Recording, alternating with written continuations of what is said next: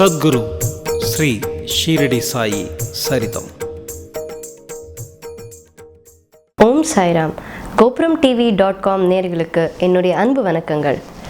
போன எபிசோடில் நம்ம அருமையான ஒரு விஷயத்தை பார்த்தோம். இந்த வேப்ப இலையை பற்றி ரொம்ப சந்தோஷமான ஒரு விஷயம். ஏன்னா இந்த கலியுகத்தில் நிறைய தப்புகள் நடக்கும்போது இவ்வளோ அருமையான ஒரு விஷயமும் ஷிரடியில் இருக்கா அப்படின்னு நம்மளுக்கு கேட்கும்போது அவ்வளோ சந்தோஷமாக இருக்குது. அதை பார்க்கும்போது அதை விட சந்தோஷம், அந்த வேப்ப இலையை டேஸ்ட் பண்ணும்போது அவ்வளோ ஒரு ஆனந்தம் நம்மளுக்கே இருக்குது. அப்போ அந்த காலத்தில் பாபா கையால் அந்த வேப்ப இலையை சாப்பிட்டவங்களுக்கு எவ்வளோ ஆனந்தம், எவ்வளோ சந்தோஷம், அதெல்லாம் வார்த்தையால் நம்மளால் சொல்லவே முடியாது, அந்த அளவுக்கு ஒரு சந்தோஷம். அப்போ இந்த ராமச்சந்திர கேஷவ் நெய்க்கும் அவ அப்பாவும் இவங்க ரெண்டு பேரும் இந்த கணபத் கிருஷ்ணாஜி அப்படின்ற ஒரு வீட்டுக்கு போகும்போது தான் ஆனந்தநாத் மகாராஜை பார்த்தா. அந்த ஆனந்தநாத் மகாராஜ் நான் சொன்ன மாதிரி சுவாமி சமர்த்த மகாராஜுக்கு அவ்வளோ ஒரு ஸ்டான்ச் டிவோட்டி. நிறைய பஜன்ஸ், நிறைய பாட்டு, நிறைய ஸ்லோகங்கள் சுவாமி சமர்த்த மகாராஜ் மேலே எழுதியிருக்கார். இன்றைக்கும் அந்த ஸ்லோகங்களை நிறைய பேர் சொல்லிட்டு இருக்கா. அக்கல்கோட்டில் போனீங்கன்னா அந்த ஸ்லோகம்லாம் நிறைய பேர் சொல்லிகிட்டே இருப்பா. அந்த சுற்று வட்டாரத்தில் அவ்வளோ ஒரு அருமையான பாட்டு அதெல்லாம். அப்போ இந்த ஆனந்தநாத் மகாராஜ் இவ ரெண்டு பேர்கிட்டையும் என்ன சொல்கிறாருன்னா, நிறைய பக்தர்கள் அவர் ஒரு சத்சங்கம் மாதிரி அங்கே பண்ணிட்டு இருக்கார். அப்போ இந்த ராமச்சந்திர கேஷவ்னைக்கும் அப்போ மட்டும் இல்லாமல் நிறைய பக்தர்கள் சுற்றி இருந்தா. அப்போ இந்த சுவாமி லக்ஷ்மண் பண்டித்தும் இருந்தா, நானா ஜோஷி ரக்கேவும் இருந்தா. அப்போ இவர் என்ன சொல்கிறார் அப்படின்னா, அது சுவாமி லக்ஷ்மண் பண்டித்தும் நானா ஜோஷி ரக்கேக்காக சொன்ன ஒரு விஷயம்தான். ஆனால் நம்ம எல்லாருக்கும் அது அப்ளிகபிள். நம்ம எல்லாருக்கும் எதுக்கு அப்ளிகபிள் நான் சொல்லும்போது உங்களுக்கு தெரியும். அவர் என்ன சொன்னார் அப்படின்னா, பாபாவை யார் ஒரு பைத்தியக்கார ஃபக்கீர்னு சொல்கிறாங்களோ அவன்தான் பைத்தியக்காரன் அப்படின்னு சொல்கிறார். பைத்தியக்கார ஃபக்கீர்னு சொன்னது இந்த சுவாமி லக்ஷ்மண் பண்டித்தும் நானா ஜோஷிராவும் யாரோ சொன்னதை கேட்டு நம்பினா, அவ்வளோதான். அவ சொல்லலை, யாரோ ஒருத்தர் சொன்னதை கேட்குறாங்க. அப்போ இவங்க கேட்டு நம்பினாங்கல்ல, அதுக்காக ஒரு செருப்படி மாதிரி தான் கொடுத்துருக்கார் இந்த ஆனந்தநாத் மகாராஜ். எதுக்காகனா, யார் பாபாவை பற்றி சொன்னாலும் நம்ம அதை நம்பவே கூடாது.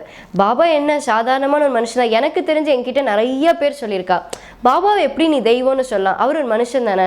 நான் சொல்வேன், உங்களுக்கு பாபாவை பற்றி பாபா ஒரு நாள் காமிப்பார், யாரையும் போய் ஹர்ட் பண்ண வேண்டாம், இல்லை இல்லை அப்படின்னு ஆர்கியூ பண்ண வேண்டாம், பாபாவுக்கு தெரியும்.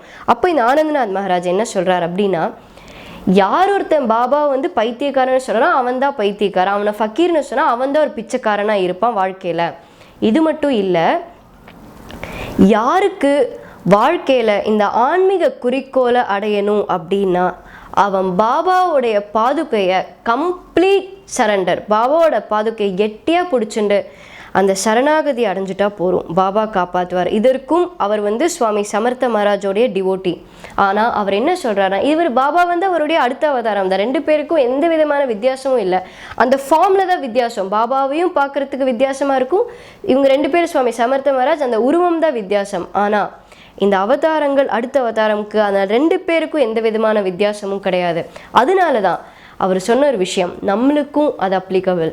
நம்ம வாழ்க்கையில் நான் எப்பயுமே சொல்லுவேன், உங்களுக்கு பணம், பொருள், எது வேணாலும், பெயர், எது வேணாலும் வேணும்னு ஆசை இருக்கலாம், தப்பு கிடையாது. ஏன்னா இது கலியுகம். அந்த ஆசை எல்லாமே நிறைவேறணும்னா நீங்கள் கஷ்டப்பட்டால் அது நிறைவேறுமா அப்படின்றத ஒரு கொஸ்டின் மார்க். அதுக்கு பாபா ஆசைப்படணும். நீங்கள் வாழ்க்கையில் ஒரு உச்ச நிலைக்கு போகணும் அப்படின்னா பாபா ஆசைப்பட்டால் மட்டும்தான் போக முடியும். நம்ம ஃபுல் டே 24/7 நீங்கள் வேலை பண்ணாலும் சிலவங்க வாழ்க்கையில் அந்த உச்ச நிலைக்கு போகாமல் இருக்கலாம். ஏன்னா பாபாவுக்கு தெரியும் அது நம்ம போன ஜென்மத்தில் பண்ண கர்மா அதுதான்.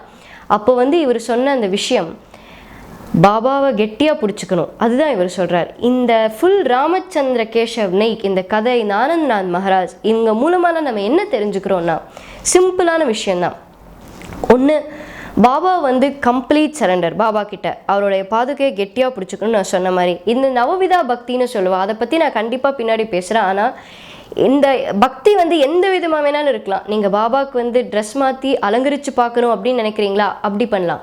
இல்லை பாபாவுக்கு ஸ்லோகம் சொல்லணும்னு நினைக்கிறீங்களா, நான் சொன்ன மாதிரி வெறும் சாய்ராம், இல்லை ஓம் சாய், ஸ்ரீ சாய், ஜெய் ஜெய் சாய், சத்குரு சாய், இல்லை சாய்நாத் மகாராஜ் கி ஜெய், நீங்கள் என்ன வேணாலும் சொல்லலாம்.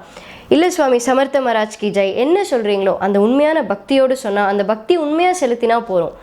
ரெண்டாவது முக்கியமான விஷயம் என்னென்னா, உங்கள் இஷ்ட தெய்வத்தை பற்றியோ இல்லை உங்கள் குல தெய்வத்தை பற்றியோ, இப்போது எனக்கு பாபா ரொம்ப பிடிக்கும் அப்படின்னா அவரை பற்றி தப்பாக பேசுகிறாங்கன்னா அது எந்த விதமாக கேர் பண்ணிக்காமல், அவங்க கூட சண்டை போடாமல், அவங்கள ஹர்ட் பண்ண, பாபா சச்சரித்தத்திலே சொல்கிற ஒரு விஷயம் இதுதான், யாரையும் எதற்காகவும் ஹர்ட் பண்ண வேண்டாம் அப்படின்னு. ஒரு சின்ன ஒரு அனிமல், ஒரு நாயை பார்த்து கூட நீங்கள் அதை துரத்தி அடித்து கல்லால் அடித்து துரத்த வேண்டாம் அப்படின்னு சொல்கிறார். அப்போ மனுஷங்களுக்கு அவ்வளோ ரெஸ்பெக்ட் பண்ணணும்னு சொல்கிறார். அதனால் யார் என்ன சொன்னாலும் கவலைப்பட வேண்டாம்.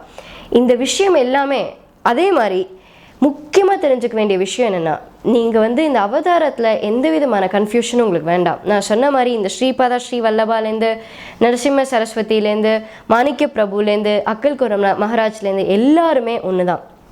அதனால இந்த அவதாரத்தில் உங்களுக்கு எந்த விதமான கன்ஃபியூஷன் இல்லாமல் யாரை வேணாலும் நீங்கள் வேண்டிக்கலாம்.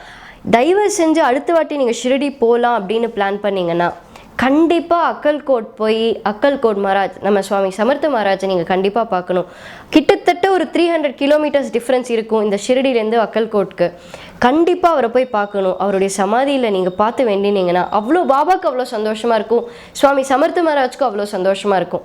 அவங்க சந்தோஷப்பட்டு நம்ம என்னென்னா அவங்க சந்தோஷப்படுறாங்களே அப்படின்னு நம்மளுக்கு ஒரு சந்தோஷம். அது எதற்காகனா அவங்க ஐயோ என்னை பார்த்துட்டாங்க, நீங்கள் பார்த்தா அவங்களுக்கு எந்த விதமான பெனிஃபிட்டும் கிடையாது. ஆனால் அவங்களுடைய ஆசீர்வாதம் கண்டிப்பாக நம்மளுக்கு கிடைக்கணும். வாழ்க்கையில் ஒரு முறையாவது அக்கல்கோட்டை போய் சந்திக்கணும், அக்கல்கோட்டை போய் பார்க்கணும், அக்கல்கோட் மகாராஜை போய் பார்க்கணும். நான் சொன்ன மாதிரி இவங்க யாருமே இறந்தே போல, பாபாவாகட்டும் அக்கல்கோட் மகாராஜ் ஆகட்டும் எல்லாருமே சமாதி அடைஞ்சிருக்காங்க. இந்த சமாதியிலேருந்து பாபா சொல்லியிருக்கிற அவரோட சேயிங்கில் பாபா அதான் சொல்கிறாரு, என்னோட சமாதியிலேருந்து நான் எழுந்து என்னோட பக்தர்களுக்காக நான் இருப்பேன், அவங்கள காப்பாற்றுவேன் அப்படின்னு.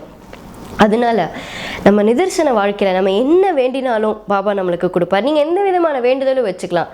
இது அந்த காலத்திலேயே ஒரு பெரிய எடுத்துக்காட்டாக ஒருத்தர் இருந்திருக்கார். எதுக்கு அப்படின்னா, நம்ம வேண்டினதை பாபா நிறைவேற்றுவார், நம்ம கேட்டதை நிறைவேற்றுவார், கேட்குறதுக்கு முன்னாடியே நிறைவேற்றுவார் அப்படின்றதுக்கு அந்த காலத்திலேயே ஒருத்தர் ஒரு பெரிய எடுத்துக்காட்டாக இருந்திருக்கார். அவர் யார், அவருக்கு பாபா அப்படி என்ன பண்ணார் அப்படின்றது எல்லாமே நாம் அடுத்த எபிசோடில் பார்ப்போம். நன்றி, வணக்கம்.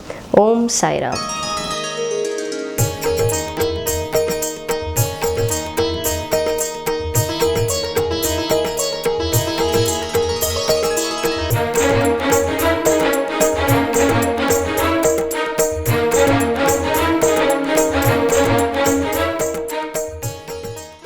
விதம் விதமான பக்தி நிகழ்ச்சிகளை உங்களுக்காக தந்து கொண்டிருக்கிறது உங்கள் கோபுரம் டிவி.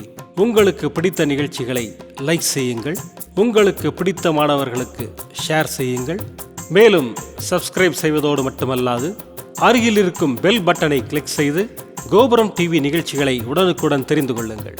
மற்றும் ஒரு மகிழ்ச்சியான செய்தி, கோபுரம் டிவி ஆப்பை கூகுள் பிளே ஸ்டோரில் ஃப்ரீ டவுன்லோட் செய்து கோபுரம் டிவி நிகழ்ச்சிகளை தொடர்ந்து கண்டுகளியுங்கள். பாருங்கள், ரசியுங்கள், பரவசமடையுங்கள். gopuramtv.com. பக்தி பக்திமயம்.